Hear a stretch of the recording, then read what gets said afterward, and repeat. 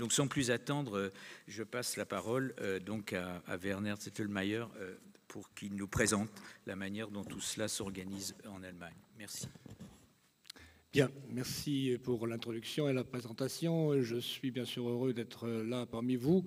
Le thème de l'orientation des élèves en Allemagne est un thème qui est parfaitement d'actualité, puisque je vais surtout parler de ce qui a été appelé ce matin le prescrit, mais il faudrait bien sûr le comparer à la réalité, aux pratiques réelles, et vous allez assez vite comprendre qu'entre le prescrit et la réalité, pas seulement en France, mais aussi en Allemagne, il y a pas mal d'écarts, car sinon on ne pourrait pas comprendre un certain nombre de problèmes auxquels le système éducatif allemand et surtout aussi la transition formation professionnelle et marché du travail est confronté actuellement en Allemagne. Donc là, je vais essayer de présenter brièvement le cadre institutionnel. Donc il y a comme principe, l'orientation doit être centrée sur la transition vers le monde du travail. C'est pas tellement le travail, c'est pas tellement l'orientation au sein même des parcours scolaires, mais telle qu'on la comprend, l'orientation doit faciliter, améliorer la transition vers le monde du travail ou vers une formation professionnelle ou vers les études supérieures, bien sûr, dans ce contexte. Et c'est la mission fondamentale de l'Agence fédérale pour l'emploi, mais qui ne peut pas le faire, bien sûr, toute seule. Elle doit se servir, elle doit être accompagnée, aidée par des prestataires publics et privés. Par ailleurs, comme je l'ai déjà dit, il y a donc trois objectifs important, accompagner les jeunes dans la transition vers la formation professionnelle non universitaire, vers les études supérieures ou vers la vie active. Et pour que ça soit un petit peu plus parlant, je reviens brièvement sur l'organisation du système scolaire allemand, qui est assez différent par rapport au système français, parce que ce qui le caractérise, c'est la différenciation au niveau du secondaire surtout, et qui est un signe caractéristique depuis toujours, depuis les années 50, lorsqu'on a réinstauré en quelque sorte le système qui existait déjà un petit peu avant la guerre. Donc il y a trois filières en gros, je simplifie vraiment à l'extrême, trois filières en gros. Il y a la scolarité pour le secondaire courte, donc 5 ans, ce qu'on appelle en allemand la Hauptschule, et il y a la scolarité intermédiaire en quelque sorte, c'est donc 6 ans, la Realschule, et puis il y a la scolarité longue du secondaire, donc le cycle long, qui comprend entre 8 ou 9 ans, ça dépend des Länder et ça dépend des établissements, puisqu'il y a un débat en ce moment en Allemagne sur la question de savoir s'il faut 8 ans ou 9 ans pour décrocher le bac. Et donc vous avez là quelques chiffres, et en dehors de ces trois cycles que je viens de présenter, il y a bien sûr aussi ceux qui sortent du système scolaire sans avoir obtenu un diplôme ou une qualification, enseignement général, j'entends. Et vous voyez le chiffre que j'ai affiché, là, les 50 000, c'est déjà une évolution par rapport à il y a 10 ans ou 20 ans, où ils étaient beaucoup plus nombreux. Pour ce qui est des sortants de la scolarité obligatoire, qui en Allemagne est définie de 6 ans à 18 ans, mais à partir de 16 ans, elle n'est plus forcément dans le cadre d'une scolarité à temps plein. Ça peut être aussi dans les écoles professionnelles qui travaillent dans le cadre du système dual. Donc les étudiants, enfin les élèves de la Hauptschule, 135 000 sortant en 2016, c'est déjà un chiffre qu'il faut problématiser ou relativiser. Autrefois, ils étaient beaucoup plus nombreux, et dans quelques années, plus tard dans 10 ans à mon avis, la Hauptschule n'existera plus, à la fois faute de combattants, puisque la Hauptschule dans un certain nombre de Länder a déjà été supprimée. Et puis le choix qui est fait par les parents et par les élèves est plutôt un choix d'aller vers les études de type Realschule, voire de type baccalauréat, donc les lycées longs. Et ce qui fait que donc il y aura une restructuration assez importante de cette différenciation au sein du cycle secondaire dans les établissements allemands. D'autres chiffres qui me paraissent intéressants à donner, en termes aussi d'apprécier les problèmes de l'orientation, bon, c'est bien sûr l'apprentissage ou le système dual qui est une pièce maîtresse du dispositif de l'orientation, puisque l'apprentissage constitue toujours un petit peu la voie royale pour décrocher une qualification professionnelle, et avec donc à peu près 520 000 contrats signés par an. Et ce qui est intéressant maintenant, c'est de voir qu'il y a là aussi bien sûr une évolution, car pour accéder à l'apprentissage, théoriquement, il n'y a pas... il faut avoir en principe un diplôme de fin d'études de l'enseignement secondaire, mais il n'y a pas forcément, comment dirais-je, une orientation précise, c'est-à-dire pour devenir apprenti boulanger, un peu avoir fait la Hauptschule, soit la Realschule, voire le baccalauréat. Et donc vous voyez ces répartitions, les pourcentages reflètent déjà une évolution par rapport aux années 50, puisque dans les années 60-50, le nombre de ceux qui entamaient un apprentissage avec le bac en poche était beaucoup moins nombreux. C'était carrément inimaginable qu'avec le bac on fasse autre chose que les études supérieures. Il y a par ailleurs un problème, et ça c'est un problème d'orientation déjà, très grave, un nombre de candidats n'ayant pas trouvé de place d'apprentissage. Ils étaient beaucoup plus nombreux il y a une dizaine d'années. Le marché du travail s'étant amélioré, il y a moins de jeunes qui restent sans affectation en quelque sorte. Toujours est-il qu'il faut voir qu'il y a là des différences assez importantes selon les régions, bien sûr, et aussi selon d'autres variables sur lesquelles je pourrais revenir par la suite. Pourcentage des jeunes n'ayant pas de qualification professionnelle, donc là je prends la classe d'âge des 25, non c'est 20 ans, 24 ans, je suis une petite coquille là, c'est donc autour de 12% par rapport aux objectifs fixés par l'Union européenne dans la stratégie de Lisbonne. C'est déjà un mieux, mais ce n'est pas encore tout à fait ça, parce que d'après, si mes souvenirs sont bons, ça doit être en dessous de 10%. Autre phénomène intéressant à étudier, c'est bien sûr la croissance quasi exponentielle du nombre de ceux qui entrent à l'université. Et vous avez là quelques chiffres et on constate que depuis les années 2000, cette croissance est extrêmement forte et ça pose bien sûr des problèmes aux autres acteurs et notamment aux acteurs du système dual. Et les représentants du système dual reprochent notamment à l'orientation en Allemagne qu'elle privilégie l'enseignement secondaire long et surtout la voie des études supérieures, et donc que les entreprises, et notamment les PMI, PME, qui sont un petit peu le cœur de l'industrie allemande, ne trouvent plus suffisamment de candidats pour toutes les places qu'ils offrent. C'était différent il y a une dizaine d'années, là, ils n'avaient pas assez de place, mais maintenant ils ont des places, mais qui ne trouvent plus de candidats, puisqu'ils disent les jeunes qui vont aujourd'hui à l'université feraient mieux de venir chez nous, puisque la survie de la compétitivité de l'économie allemande en dépend. Ça, c'est bien sûr leur discours, mais ce sont des reproches qui sont faits de la part de ces acteurs à l'égard de l'orientation telle qu'elle est pratiquée en ce moment dans le système scolaire allemand. Voilà, l'orientation des élèves, donc quelques prescriptions, enfin un postulat d'une concertation permanente et systématique entre plusieurs acteurs. Je reste vraiment dans le prescrit.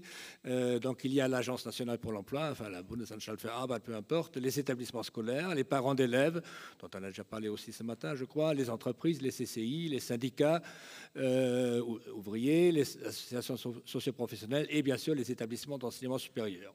Donc ça fait beaucoup de monde avec lesquels il faut se concerter. Et cette concertation, on a essayé de la formaliser, de la codifier un petit peu à partir des années 70, au début des années 70. il y a effectivement une convention de coopération qui a été signée entre l'agence nationale, enfin fédérale, on dirait en allemand, et ce qu'on appelle la KMK, l'institution qui réunit les ministres, les 16 ministres en charge de la politique éducative des Länder, et qui ont donc signé cette convention qui a été actualisée en 2004 et tout récemment en 2017. Et ils affirment donc le principe d'une responsabilité partagée entre les établissements scolaires et les services d'orientation de la BFA, donc l'Agence nationale. Les priorités d'action depuis 2004, et ça n'a pas changé trop en 2017, comme objectif fixé pour l'orientation, donc égalité des chances pour filles et garçons, on l'a déjà entendu ce matin, soutien aux jeunes issus des milieux défavorisés, soutien aux jeunes issus de l'immigration, bien sûr, et aussi, depuis 2017, surtout, nécessité d'intégration des nouveaux médias, puisqu'on considère que les jeunes, aujourd'hui, s'informent beaucoup sur les réseaux sociaux et sur Internet, et donc il faut que ceux qui sont des acteurs responsables du dispositif d'orientation soient en mesure, soient aptes à utiliser également ces dispositifs et puissent donc concevoir des programmes à la hauteur et surtout par rapport aux attentes de ces jeunes qui, comme je l'ai dit, s'informent surtout sur les réseaux sociaux. Ensuite, l'orientation, alors là c'est de nouveau quelques principes, doit commencer au plus tard 2 ans avant la sortie des élèves de l'enseignement général. L'objectif, c'est réduire le nombre de sorties sans diplôme, donc j'ai dit tout à l'heure 50 000, ce qui est toujours beaucoup. Transmettre des connaissances de base sur le fonctionnement de l'économie et du monde du travail, donc intégrer déjà si vous voulez, des compétences transversales dont on a parlé ce matin aussi, et surtout un soutien pour organiser des stages en entreprise, stages sur lesquels je vais revenir par la suite, qui étaient pendant longtemps facultatifs, qui sont maintenant obligatoires pour la quasi-totalité des filières du système général. Alors, ce qu'il faut bien sûr noter et dire, c'est qu'à la différence, par exemple, de la situation française, il n'y a pas de personnel spécialisé affecté aux établissements scolaires pour l'orientation. Il n'y a pas de COPSI. Et donc, les personnels spécialisés se trouvent dans les agences nationales pour l'emploi, enfin, agences locales pour l'emploi. Et donc, au sein de chaque établissement, il devrait y avoir un enseignant au moins coordinateur qui prend en charge ce dispositif d'orientation et d'accompagnement.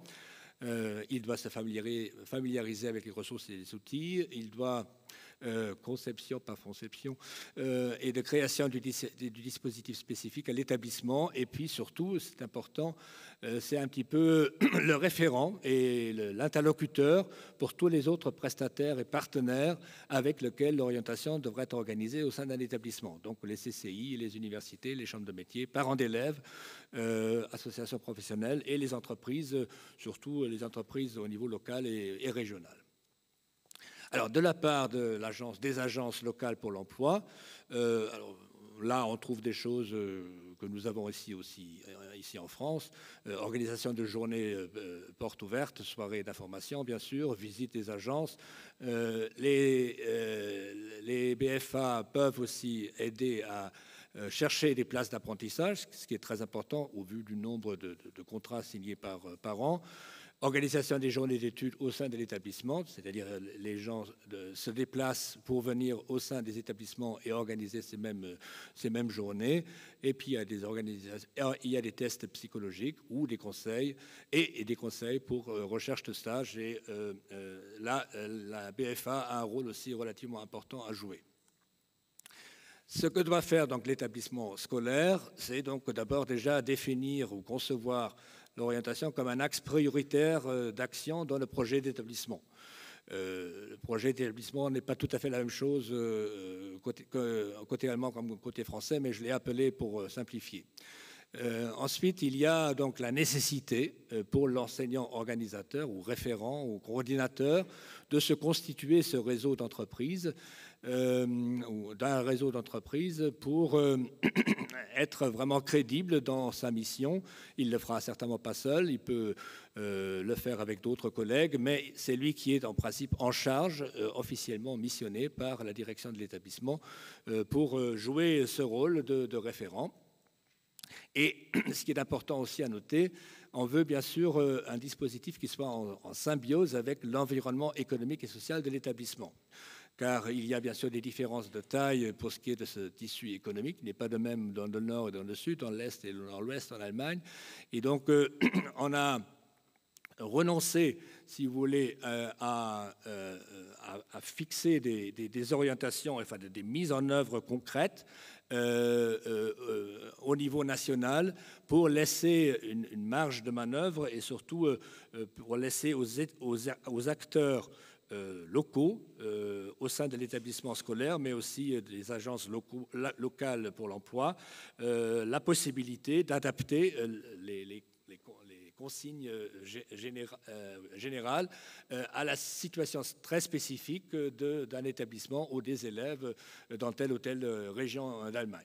Et donc, c'est le principe de la subsidiarité, c'est aussi le principe du fédéralisme qui veut ça. Ça présente bien sûr un certain nombre d'avantages, mais ça présente certainement aussi des problèmes ou des problématiques en termes de pilotage de gouvernance. Il peut y avoir des problèmes d'inégalité, les ressources ne sont pas tout à fait les mêmes d'un land à l'autre, d'un établissement à l'autre, et le contexte économique n'est pas tout à fait le même non plus dans le sud de l'Allemagne et dans le nord de l'Allemagne. Donc il y a ce problème d'absence de pilotage, mais je pense que mon collègue suisse va y revenir aussi dans son pays. Les choses semblent à peu près comparables.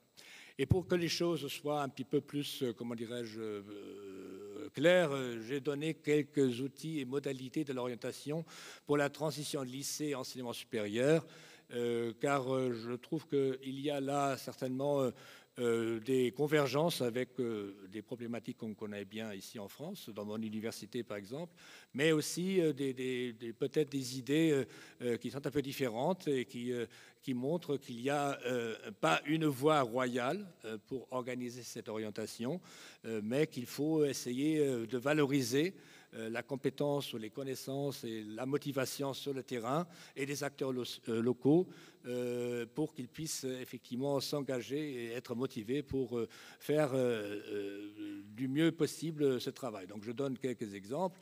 Donc il y a la signature d'une convention d'un lycée avec un établissement de l'enseignement supérieur qui permet à certains élèves de la classe de première et de terminale de mener en parallèle en quelque sorte deux cursus, le cursus pour décrocher le bac et d'aller aussi à l'université de leur ville pour suivre certains cours qu'ils peuvent dans certains cas même valider et qu'ils peuvent donc déjà se faire reconnaître pour des études ultérieures. C'est bien sûr surtout le fait des établissements qui enseignent les sciences de l'ingénieur, puisque on sait très bien qu'il y a là une forte demande et au vu de la démographie allemande, mais aussi au vu des choix qui sont faits par beaucoup de jeunes, les sciences de l'ingénieur ont parfois un petit peu, en ce moment au moins, du mal à trouver des bacheliers qui souhaitent commencer les études dans ces filières. Il y a par ailleurs des stages obligatoires, plus ou moins, ou vivement recommandés, entre 6 semaines et 3 mois. Dans un certain nombre d'établissements de l'enseignement supérieur, c'est carrément une condition sine qua non pour pouvoir s'inscrire. Il y a ce qu'on appelle en allemand un Schnupperstudium, c'est difficile à traduire, mais c'est un petit peu 2 jours à l'université pour les élèves qui leur permet de prendre la température et de voir un petit peu quelle est l'ambiance. On ne décroche bien sûr pas de ECTS, mais on est là. On peut assister à certains séminaires, on peut voir comment est organisé un cours magistral, par exemple, et puis on peut avoir une idée de ce qui nous attend, enfin de ce qui les attend s'ils veulent s'engager dans la voie universitaire. Pour les ingénieurs de nouveau, il y a ce qu'on appelle le Vorkurs, donc une initiation à des cursus universitaires proposés. Ça, c'est devenu une nécessité, puisque le taux d'échec dans les universités tourne autour de 30% en moyenne, mais les 30%, enfin, dans les sciences de l'ingénieur et les sciences dures, il est beaucoup plus élevé. Et ce qui montre donc qu'il y a un problème de l'orientation. Les collègues des établissements qui représentent les sciences de l'ingénieur disent très souvent beaucoup de bacheliers qui arrivent à la fac ne sont plus aptes à faire des études supérieures, et donc il faut leur donner le b.a.-ba ou parfois la règle de 3 ou parfois recommencer un petit peu ce qui n'a pas été fait, enfin c'est ce qu'ils disent, c'est ce qui n'a pas été fait au lycée. Et puis il y a certains établissements qui proposent d'autres choses, un Studium Général à Tübingen par exemple, là c'est payant par contre, c'est relativement cher bien sûr, et puis il y a aussi d'autres établissements comme l'Université de Bonn qui a fait un online self-assessment pour la licence d'économie générale, où les élèves peuvent donc essayer de voir un petit peu quel est leur niveau par rapport aux attentes formulées par les économistes de Bonn si on veut faire une licence d'économie générale. Et puis il y a de façon plus classique les journées portes ouvertes qu'on connaît un petit peu partout, donc ça c'est pas nouveau. Voilà un petit peu ce que j'ai à dire sur le système allemand. Comme je l'ai dit déjà, c'est essentiellement du prescrit. Il faudrait maintenant faire des études de cas. Des études de cas à la fois en termes régionaux, mais aussi en termes d'établissement, puisqu'il est clair que l'orientation dans une Hauptschule, dans une Realschule, n'est pas tout à fait le même boulot qu'on doit faire dans un lycée. Mais comme je ne peux pas présenter maintenant et les 16 Länder et les différents types d'établissements scolaires, je dois me limité à ces aspects un peu généraux, mais si vous avez des recherches à mener et si vous voulez intégrer l'Allemagne dedans, je suis prêt à venir. Merci. Merci beaucoup. Merci Werner. Je pense que les questions vous donneront l'occasion aussi peut-être de préciser un certain nombre de points.